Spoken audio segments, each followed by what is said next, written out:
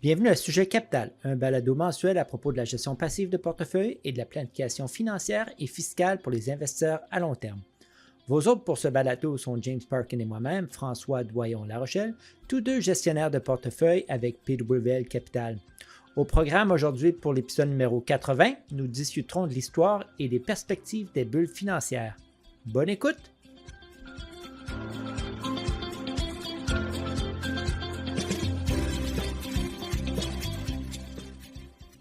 Salut James, comment ça va aujourd'hui? Ça va très bien, François, et toi? Ça va très bien, merci. Donc, je vais commencer. Nos derniers podcasts ont abordé l'histoire des cycles de marché, les rendements à long terme des marchés financiers et la répartition d'actifs en examinant en particulier le poids des actions américaines par rapport aux actions internationales. On a expliqué comment les rendements récents des marchés financiers ont largement dépassé les rendements espérés à long terme, qui pourrait entraîner une baisse des rendements futurs. Et le prochain sujet connexe concerne la valorisation des marchés, parce que les marchés ont atteint des sommets historiques. Actuellement, il y a un déluge de manchettes négatives. Après tout, on est en septembre et historiquement, c'est le pire mois pour les marchés. On voit des manchettes maintenant affirmer sans retenue qu'on est dans une bulle. En bout de ligne, ce qui est important pour les investisseurs, c'est comment ils vont gérer leurs émotions dans cette mer de prévision. Nous avons toujours dit à nos auditeurs qu'il est impératif qu'ils ignorent le bruit médiatique autour de la finance, même si c'est plus facile à dire qu'à faire. Ça nous amène au sujet d'aujourd'hui, qui porte sur l'histoire et les perspectives des bulles financières. Alors, James, par où veux-tu commencer? Bien, François, merci pour cette introduction. Oui, c'est un sujet d'actualité. De plus en plus, on voit des manchettes qui font état que c'est une bulle, qu'on est à risque. Mais j'ai lu récemment dans le Wall Street Journal un article rédigé par William Goetzmann, qui est professeur de finance renommé à l'Université de Yale. Et il a produit un article intitulé « Les bulles financières sont moins fréquentes que vous ne le pensez ». Fait que je pensais que ça serait une très bonne idée de partager ces recherches et qu'il pourrait être utile pour nos auditeurs. Parce que pour moi, François, c'est un message formidable pour contrer tout ce bruit négatif.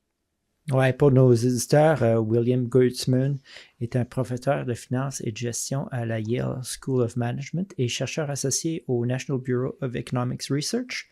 En 2018, il a reçu le prix James R. Burton de la Chartered Financial Analyst Institute Research Foundation.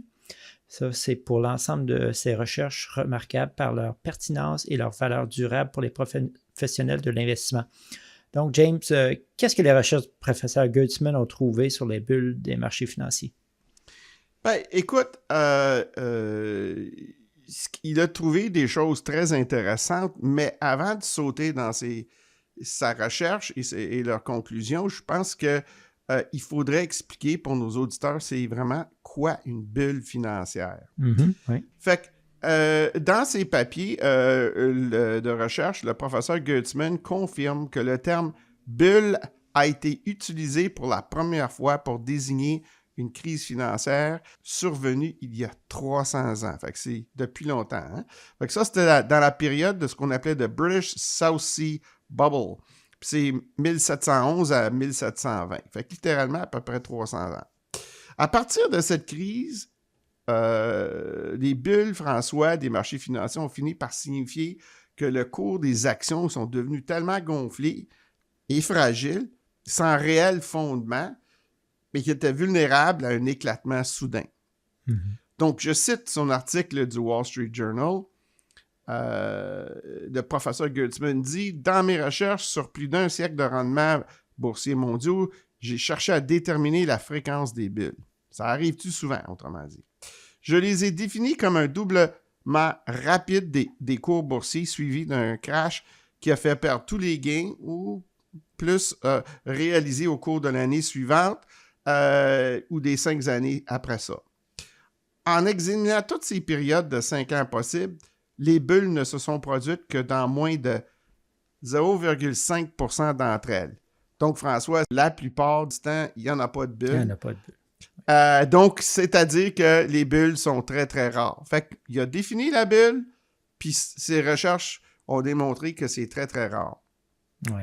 Puis ce fait-là que les bulles sont rares, c'est une découverte d'une importance considérable, je pense, pour les investisseurs à long terme.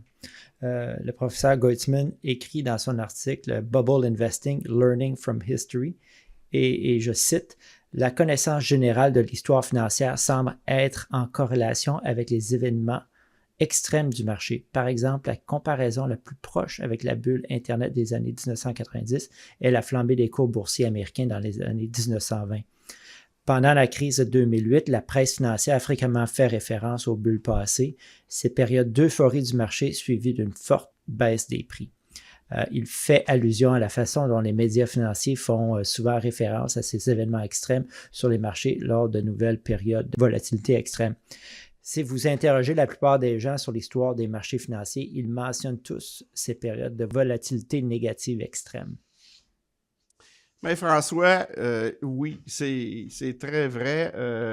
Je pense que la plupart des investisseurs, lorsqu'ils pensent à une bulle financière, ils se souviennent de la période récente des dot-com technologiques de la fin des années 90 et puis la crise a commencé en mars 2000, donc il y a plus de 25 ans. À ce moment, de nombreuses actions technologiques très performantes de l'indice Nasdaq qui ne généraient que peu ou pas de revenus, on ne parle pas de profit, là, mais de revenus, ont atteint des valorisations de plusieurs milliards de dollars. Les investisseurs animés par un biais classique de récence ou de FOMO, comme on dit en anglais, Fear of Missing Out, ou la peur de passer à côté, ils ont cru à des projections trop optimistes concernant l'ampleur et la durabilité de la croissance des actions de la période des dot-com. Donc, les manchettes à ce moment-là, en fait, ils vantaient l'idée que la valorisation intrinsèque c'était plus pertinent pour faire un investissement. Fait que je cite le professeur Goetzmann dans son article publié dans le Wall Street Journal. Lorsque la bulle Internet a éclaté en mars 2000, le Nasdaq a chuté de près de 78% par rapport à son sommet. Bon nombre des titres les plus performants de l'époque ont plongé de plus de 90% et une grande partie des entreprises Internet ont tout simplement disparu. J'ajouterais, James, que les bulles ont historiquement touché la plupart des classes d'actifs, notamment les actions dans les années 1920, les matières premières avec la bulle de l'uranium et plus récemment aussi dans l'immobilier américain dans les années 2000. Il est important de noter que les bulles se forment généralement en raison d'une liquidité monétaire excessive dans le système financier et ou d'un changement de la psychologie des investisseurs. Mais j'ajouterais à ça, François, que les recherches du professeur Goetzmann démontrent que les bulles sont très rares. Dans son article du Wall Street Journal, il déclare « Les bulles occupent une place importante dans notre compréhension historique des marchés financiers. Elles sont mémorables, elles sont colorées, elles font peur. Elles soulèvent des questions sur la psychologie des investisseurs et la folie des foules. » On dit en anglais « the madness of crowds ». Ouais. Lorsque tout va bien, nous demandons si nous allons être pris dans la prochaine grande bulle. Et c'est là, à mon avis, François, où nous en sommes en ce moment, parce que les marchés ont tellement bien fait, les actions américaines avec les grands stocks MAGA, que les gens se disent « Hey, on est-tu dans une bulle? » Effectivement. Mais je cite le message central de son article là, du professeur Goetzmann dans le Wall Street Journal. « L'une des plus grandes erreurs qu'un investisseur puisse commettre est de se fier à une poignée d'épisodes historiques colorés et d'ignorer les longs intervalles qui les séparent. La succession des gains discrets que les marchés boursiers ont enregistrés au cours des décennies et des siècles depuis qu'ils existent. Un statisticien vous dira que plus votre échantillon de données est petit, moins il est fiable pour établir des prévisions.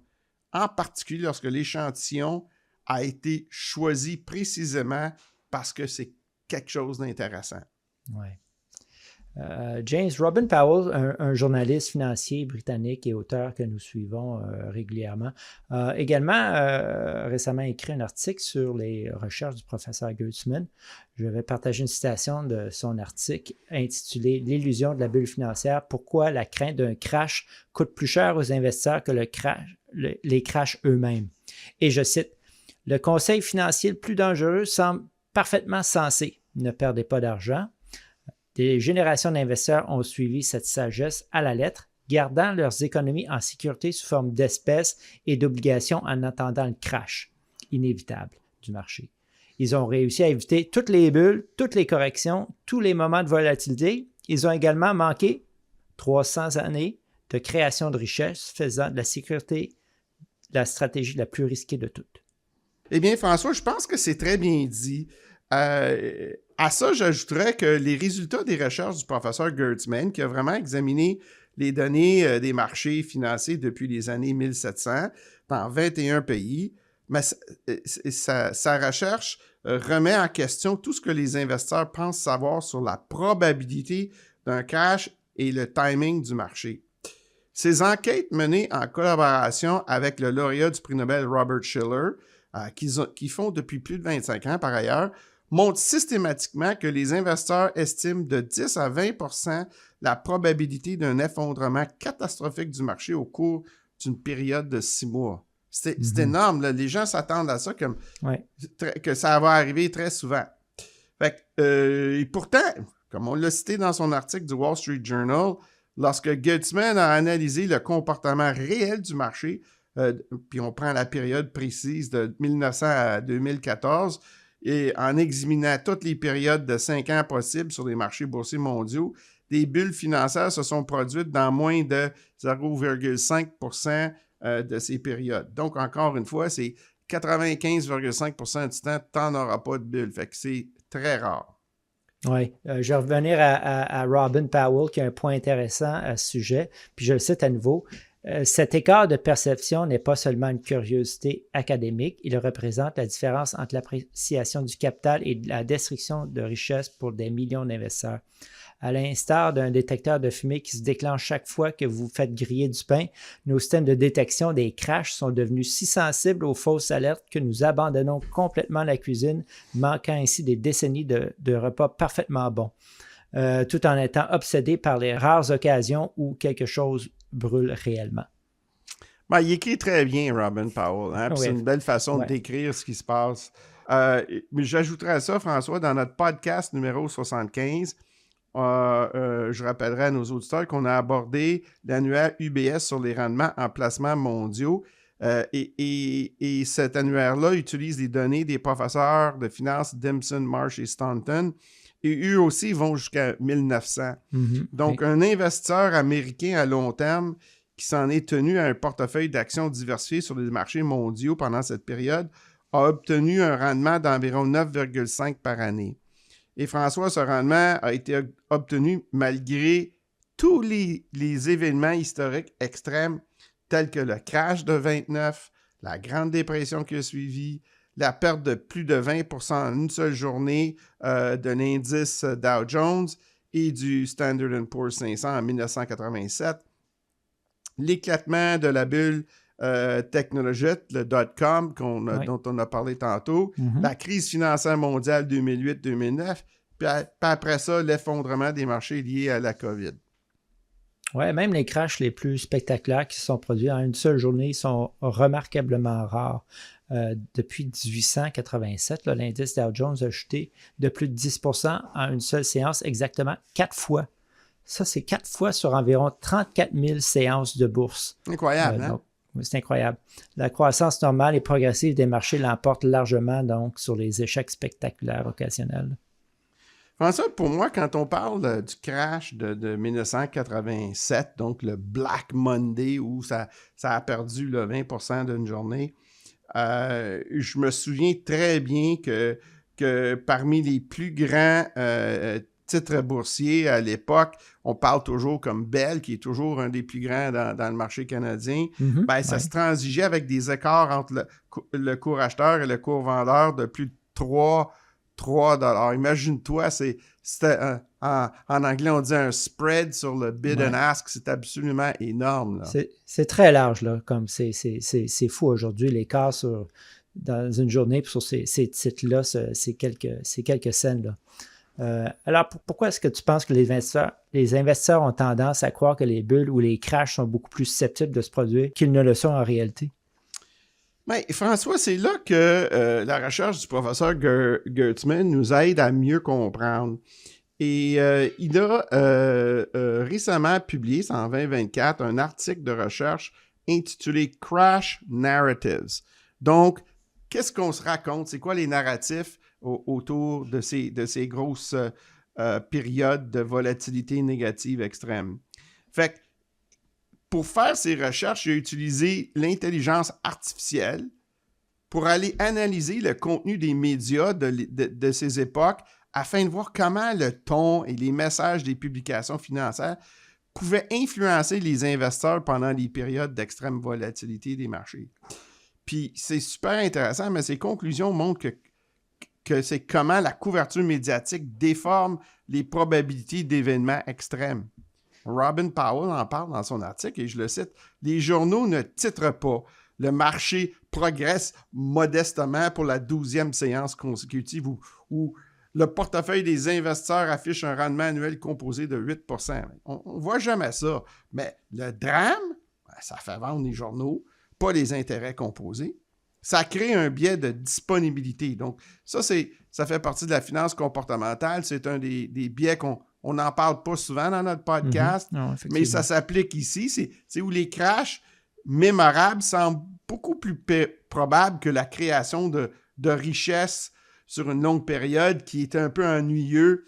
Puis tout ça malgré les preuves historiques qui montrent le contraire. Oui. James, les êtres humains sont tout simplement pas programmés pour traiter les données historiques du marché. La finance comportementale souligne que les investisseurs ont beaucoup plus peur des pertes qu'ils sont attirés émotionnellement par les gains. Comme le dit Robin Powell, les êtres humains ont évolué pour survivre à des menaces physiques immédiates et non pour évaluer des probabilités statistiques sur plusieurs décennies. Une fréquence de catastrophe de 0,5%, comme tu as mentionné plus tôt, semble insignifiante par rapport à leur peur viscérale générée par les images saisissantes du crash de 1929 ou de 2008. Notre cerveau traite ces événements rares mais mémorables comme des échantillons représentatifs malgré leur insignifiance statistique. Écoute, c'est sûr que même, on le vit dans notre quotidien comme expert, quand on parle du crash de 29 ou la crise financière de 2008-2009 ou la bulle technologique, même les gens qui n'ont pas beaucoup de connaissances en finance, ben, c'est des points de référence, ils les connaissent tous. Oui, totalement. Mais ce que le professeur Gertzman, avec ses recherches, met en évidence, c'est qu'ils nous affectent psychologiquement, mais ils sont statistiquement rares. Mais à ça, j'ajouterais, François, les recherches du professeur Gertzman, ça met aussi en évidence que ces périodes où on a des gros événements extrêmes négatifs au niveau des marchés boursiers, mais c'est aussi des périodes, comme on parle des années 20, des années 90, où il y a eu une évolution technologique qui était absolument phénoménale au niveau des innovations. Et donc, les bulles puis de la grosse innovation, c'est quand même souvent relié.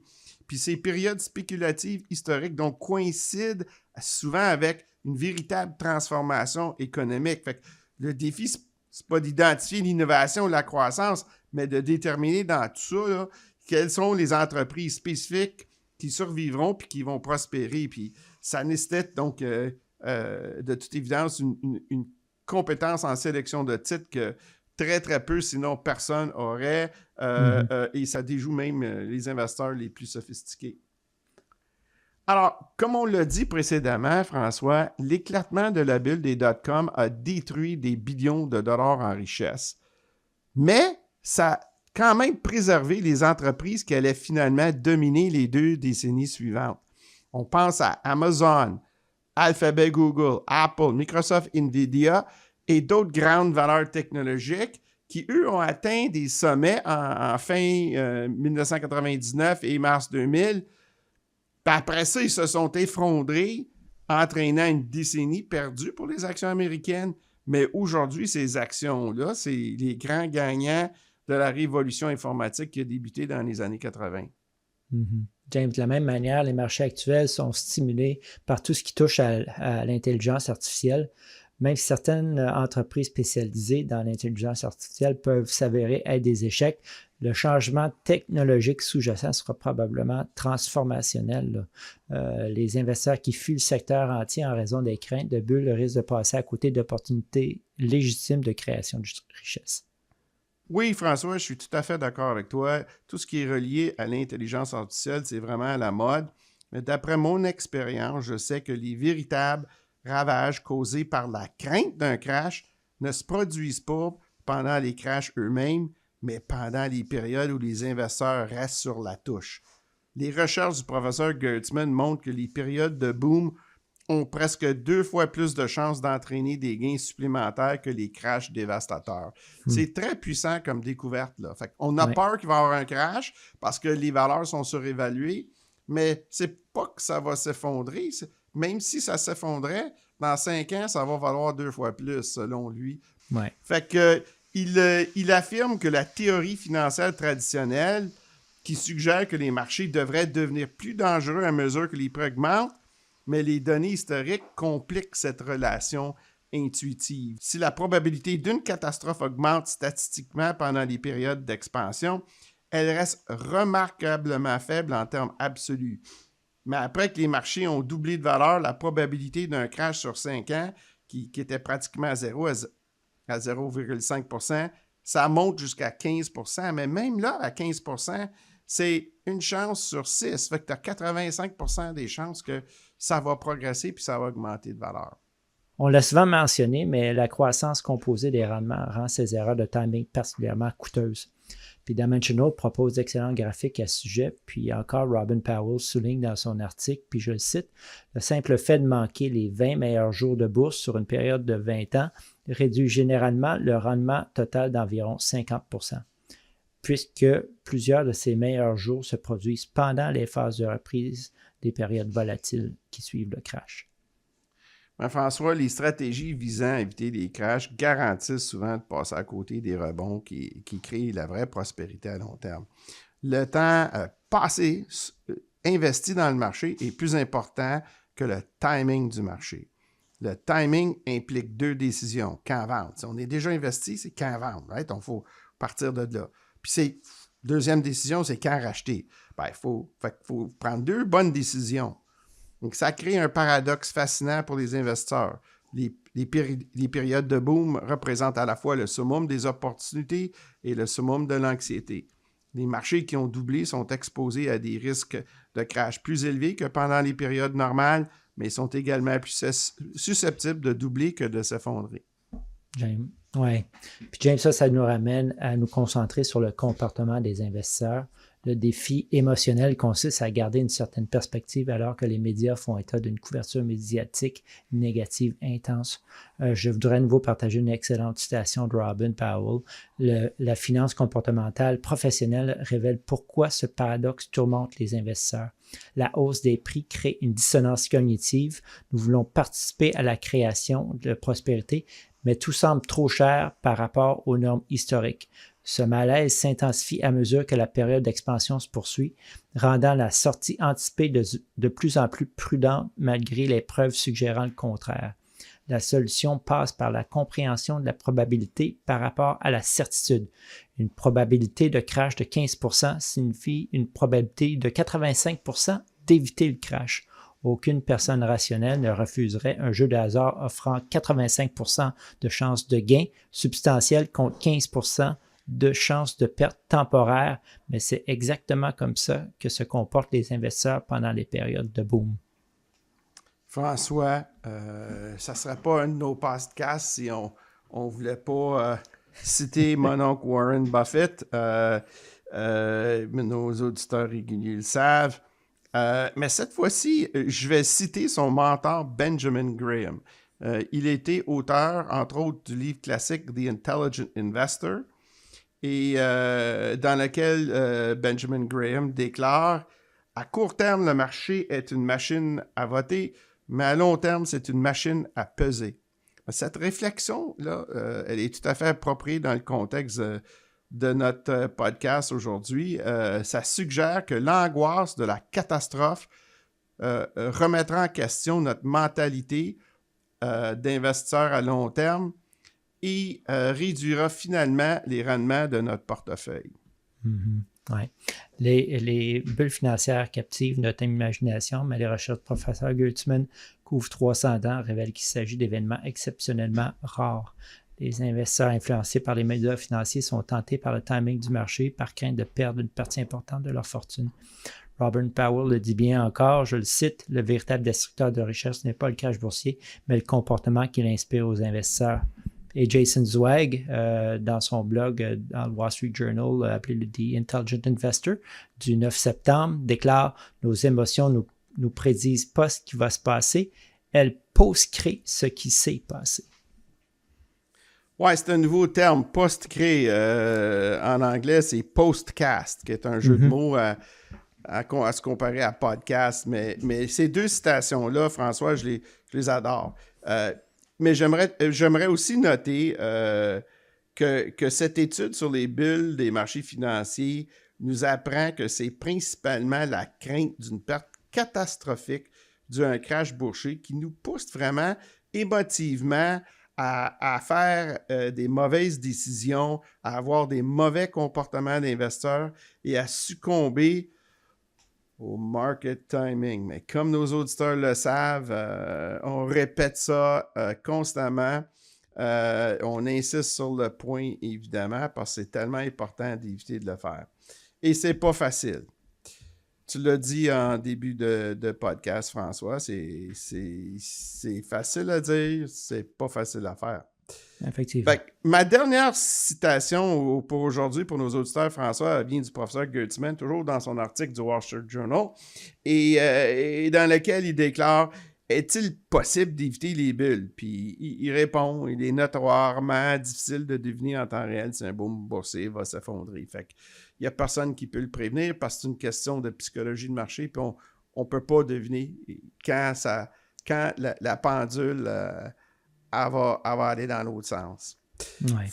Donc, moi, je vais conclure ici pour nos auditeurs. Une expérience d'investissement réussie repose sur la prise répétée de bonnes décisions d'investissement. Ça nous ramène, James, à l'importance d'avoir une perspective à long terme et avec elle une compréhension des lois des risques et rendements. Je recommande à nos auditeurs de toujours tenir compte de leur objectif à long terme, de leur profil de risque, de leur capacité à prendre des risques et de l'horizon temporel lorsqu'ils bâtissent un portefeuille. Sur ce, j'espère que nos auditeurs ont trouvé notre discussion sur les bulles financières utile pour les aider à prendre des décisions judicieuses concernant leur placement. Les investisseurs doivent toujours revenir à la perspective, comme je mentionné, du risque et du rendement et aussi de l'importance de la diversification et de l'allocation d'actifs. Puis comme le savent nos auditeurs réguliers, ceci est au cœur de notre philosophie d'investissement. Sur ça, James, merci beaucoup d'avoir partagé ton expertise et ton savoir aujourd'hui. Ça m'a fait grand plaisir, François. Eh bien, c'est tout pour ce 80e épisode de Sujet Capital. Nous espérons que vous avez aimé. N'hésitez pas à nous envoyer vos questions et suggestions. Vous pouvez nous joindre par courriel à sujetcapital@pwlcapital.com. Également, si vous souhaitez notre expertise dans la gestion de vos actifs, vous pouvez nous joindre en cliquant sur le bouton « Contactez-nous » qui se trouve sur la page d'accueil de Sujet Capital et sur toutes nos publications. De plus, si vous aimez notre podcast, partagez-le avec votre famille et vos amis. Et si vous n'êtes pas abonné, faites-le s'il vous plaît. Encore une fois, merci d'être à l'écoute et joignez-vous à nous pour notre prochain épisode à paraître le 29 octobre. Et n'oubliez pas de consulter le site web de Sujet Capital pour voir nos derniers blogs. Merci encore et à bientôt.